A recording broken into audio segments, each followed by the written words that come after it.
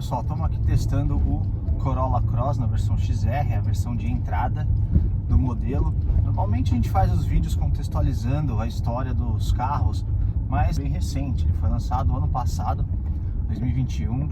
No Brasil foi lançado em março e acabou sendo lançado no resto do mundo um pouco depois. Herda aí o nome do sedã mais vendido do mundo, né? O Corolla, da marca mais vendida do mundo, né? Ele vem aí para suprir aí uma lacuna em que o Jeep Compass explora muito bem, que são os SUVs, crossover na verdade, a gente já falou sobre isso, intermediários. Eles não chegam a ser médios, são quase médios, mas também estão um pouco longe dos compactos. Ou seja, ele fica um pouco abaixo do RAV4 dentro da linha Toyota. O RAV4 também é derivado do Corolla, só que a gente pode falar que esse carro aqui é derivado do Corolla Hatch, porque ele tem exatamente a mesma distância entre eixos do Corolla Hatch, 2,64 m.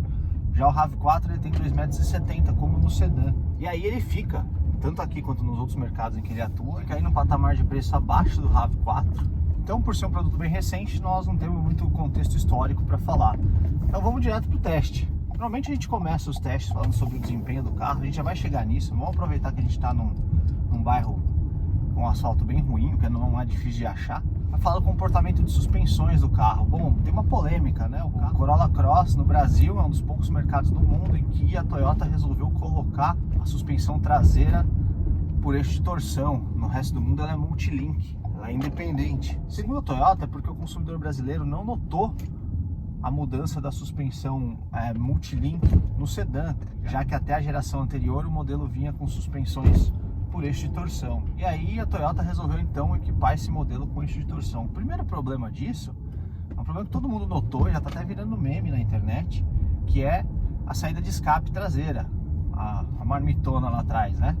Parece que ela está caindo. Você olha assim a primeira vez, os desavisados podem olhar e falar: nossa, carro novo, o escapamento está caindo. Na verdade é que para alojar a suspensão por eixo de torção, que tem uma barra inteiriça atravessando a carroceria de lado a lado nas rodas traseiras, acaba com que ter sido feita uma adaptação para o escapamento ficar ali, e aí ele acaba tendo que ficar naquela posição, por isso que ele é tão aparente. Então o primeiro problema dessa escolha foi uma gambiarra, vamos chamar pelo nome, né, que a Toyota teve que fazer para encaixar o escapamento.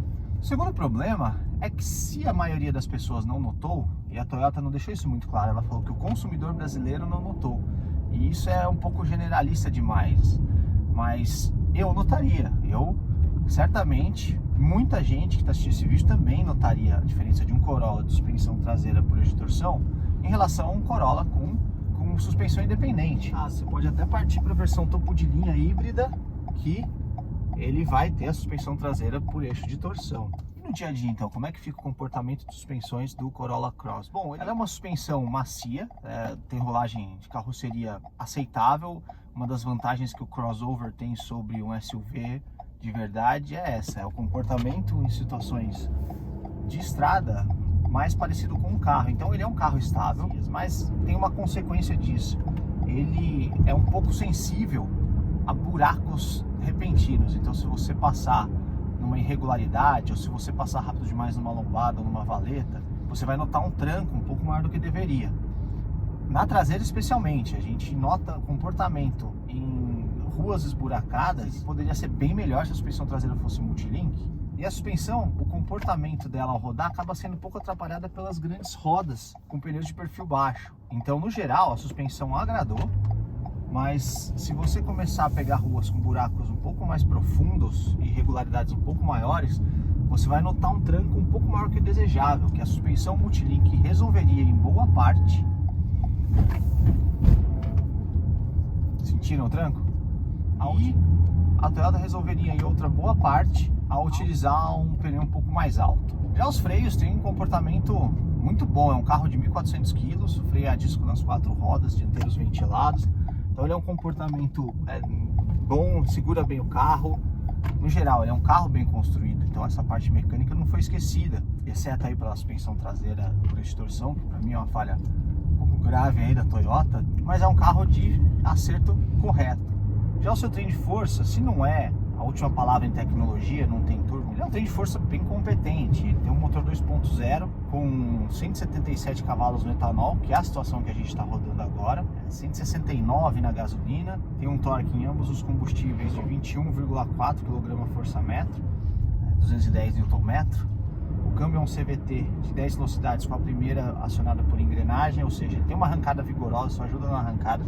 Se eu puser o câmbio para o lado, ele entra em modo simulação de câmbio manual, que pelo fato, ó, dei uma reduzida aqui, pelo fato dele ser CVT, tem um comportamento um pouquinho mais lento de simulação de marchas manuais que o automático convencional, mas não deixa de ser legal ter isso aqui. É uma opção bacana para você usar um pouco do freio motor na reduzida para dar uma economizada em combustível, por exemplo. Obviamente, você está num carro automático, você não pode reduzir muito, ele até eletronicamente controla um pouco isso para você não estragar o câmbio, mas é sempre bom tomar certos cuidados, né? Um câmbio automático não é muito apropriado fazer esse tipo de reduzida. Por hora ele não tem indicação de marcha se você estiver no modo automático, ele só tem indicador de marcha se você jogar o câmbio para o lado.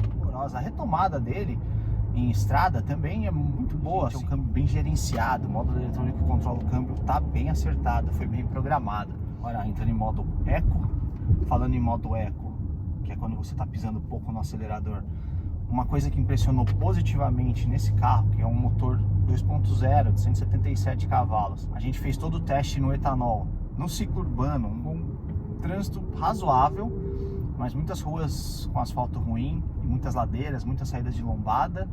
Ele cravou 9 km por litro no etanol. Foi uma surpresa positiva num carro de 1.400 kg. A aerodinâmica aqui não é das melhores, como todo crossover ou SUV, são carros altos, a aerodinâmica não ajuda. E na estrada ele chegou a marcar, sempre respeitando o limite de velocidade, que estava rondando ali 100 a 120 km por hora, 110 na maior parte do tempo. Ele cravou 12,1 no etanol.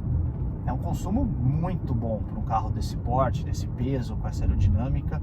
A Toyota tradicionalmente faz carros bem econômicos, então novamente a gente tem uma situação em que o motor turbo, modelos com motor turbo, eles não vão ter vida fácil com esse carro aí para concorrer com eles. Ele chegou a 12,5 em cidade com pouco trânsito e vias rápidas, né, que você roda entre 70 e 90 km por hora, sem muito trânsito. Ele chegou a cravar 12,5.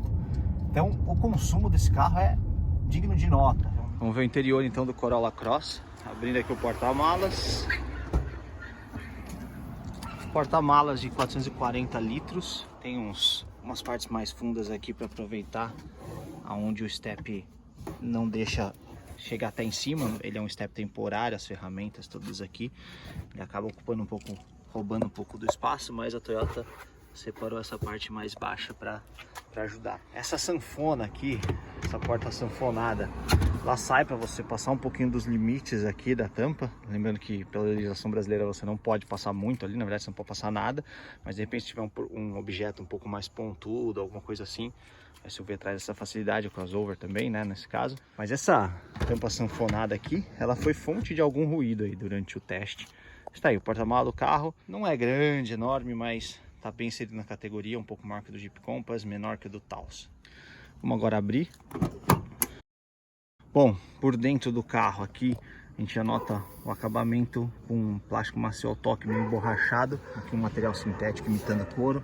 Aqui já é uma parte um pouco mais dura, onde não tem contato com as pessoas, mas só dessa parte ser mais macia, dá um pouco mais de conforto aí para as pessoas. E fora isso, né, muita gente fala, mas plástico duro, ninguém fica sentando no plástico, mas pessoal, tem uma coisa, quanto mais macio o material, mais difícil ele de ser riscado quando você passa um relógio, por exemplo, de metal, ou uma chave que você vai guardar em algum lugar aqui, ou esbarrar qualquer peça da roupa, bolsa. O plástico mais macio ele não vai riscar tanto, um plástico mais duro ele vai riscar, você não vai nem saber por quê, muitas vezes. Já os bancos tem uma espuma macia, em viagens longas, assim, acima de 500 ou 600 km, pode ser que dê uma cansada, é bem macia a espuma. O desenho na traseira ele não é muito bem definido, mas ele é um assento alto, para dar a noção de amplitude, porque o espaço interno poderia até ser melhor, né? Num crossover, num carro alto, grande e caro como esse, tá? Esse aqui é o básico. Ele não tem um espaço espetacular, então eles tentam aproveitar isso levantando o banco, dando uma sensação de altura e sensação de efeito palco. Também deixando o banco um pouco mais reto, com um encosto um pouco mais curto aqui, além das entradas aqui no banco dianteiro para aumentar um pouco a amplitude também.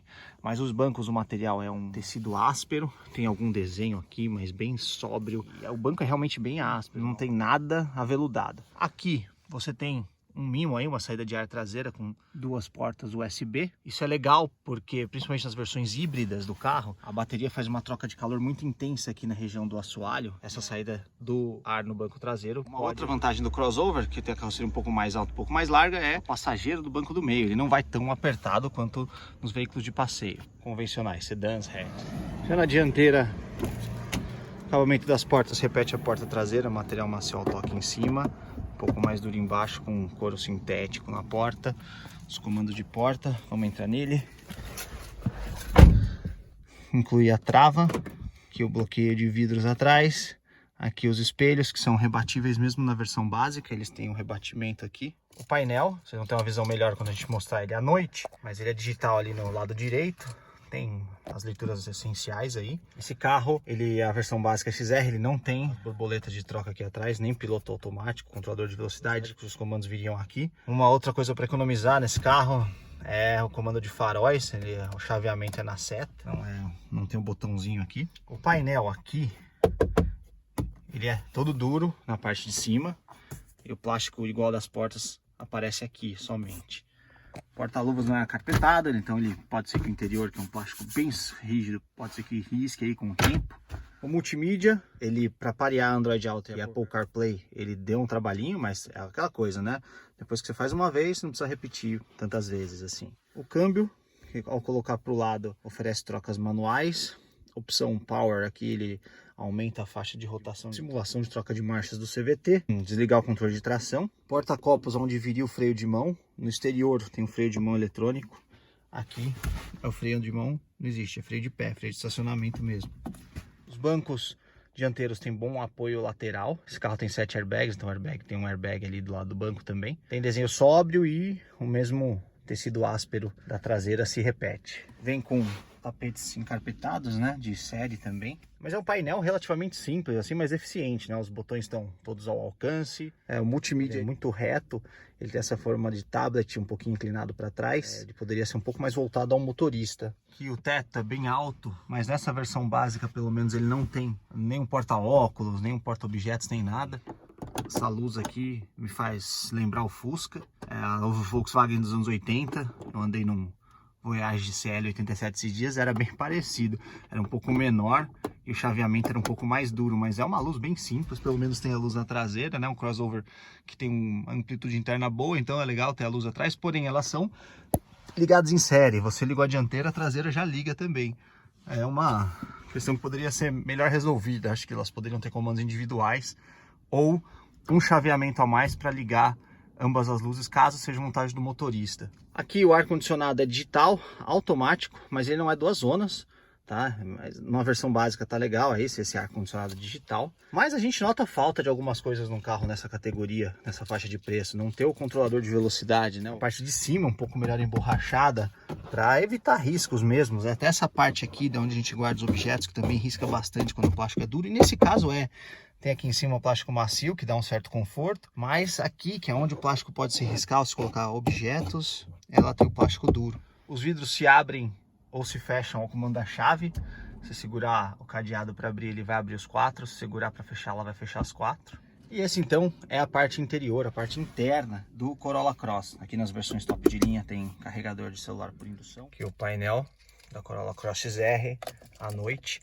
Quando você entra, ele indica a porta que está aberta. Se tiver alguma outra porta aberta, ele mostra num gráfico colorido aqui à direita. O restante do painel, a parte central à esquerda, não são digitais. Quando você liga, ele tem iluminação indireta. Essa parte à direita, que vocês estão vendo, configurável, mostra o pessoal do banco traseiro sem cinto, mas como não tem ninguém sentado, ele mostra como se estivesse sem cinto. Se alguém sentar ali e não puser o cinto, ele também avisa, é o mesmo tipo de aviso. Se alguém puser o cinto, o ícone vai ficar branco. Essa parte à direita, ela é configurável, mas só a partir do momento que você liga o carro.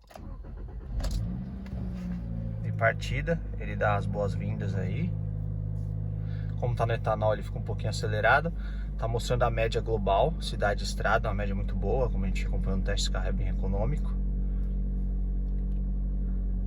Aqui é a velocidade instantânea. Você vai mexendo aqui no volante, ele vai alterando as funções. Indicador do tipo de economia de combustível. Se você pisa mais fundo, ele fica apagado. Se você solta, deixa a velocidade de cruzeiro com o acelerador um pouco pressionado, ele vai aumentando a barrinha verde. E aqui a média, voltamos para a média. Para o lado, ele também navega em funções. Aqui, se tivesse ligado o rádio, que é um multimídia compatível com Android Auto e Apple CarPlay. Aqui as configurações para você ligar e desligar os sensores externos, que se estiver ligado, às vezes quando uma moto passa perto, ele começa a apitar para te avisar. Aqui se tiver alguma avaria no veículo, e aqui a gente volta à função normal. Essa navegação lateral, ela vale para todos os menus. Então você está aqui no menu de velocidade instantânea, aqui em cima você está vendo a folhinha, um ícone de música, ele aparece em todos se você colocar para o lado. E esses 3 pontinhos indicam quantas funções restantes a gente tem. Bom, painel simples, fácil de mexer, mas dá painel legal aí no Corolla Cross. Na versão XR, ele é igual para a versão XRE, que é logo acima desse, mas tem uma diferença, ó. O XR não tem controlador de velocidade, o pessoal chama de piloto automático, então não tem os comandos aqui de piloto automático, nem a borboleta aqui ao volante. Bom, tá aqui, esse é o painel então, ar-condicionado digital automático, mas não é 2 zonas. Então o interior aceso à noite aí, na verdade no escuro, do Corolla Cross. Pessoal, esse aí foi o teste então do Corolla Cross, espero que vocês tenham gostado. Te aguarda aí, a gente vai preparar um outro teste aí, logo a gente vai divulgar. Valeu!